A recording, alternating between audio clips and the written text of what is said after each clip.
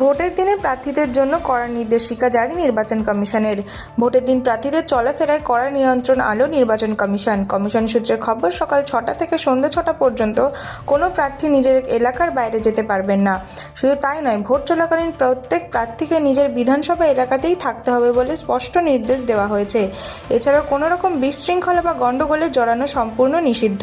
Commission জানিয়ে দিয়েছে, vote যাতে সুষ্ঠু ও শান্তিপূর্ণভাবে সম্পন্ন হয় তা নিশ্চিত করার দায়িত্ব প্রার্থীদের উপরেই থাকবে। এখন এটাই দেখার, এত কিছুর পরেও সব সুষ্ঠুভাবে সম্পন্ন হয় কিনা।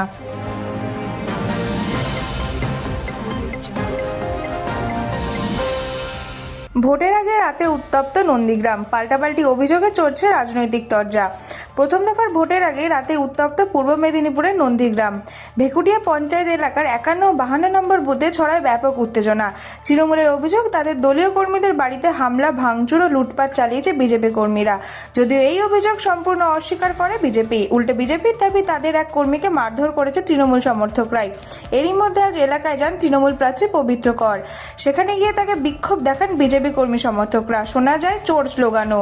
ভোটের মুখে উত্তেজনা কতটা প্রভাব ফেলবে নির্বাচনে, এখন সেটাই বড় প্রশ্ন।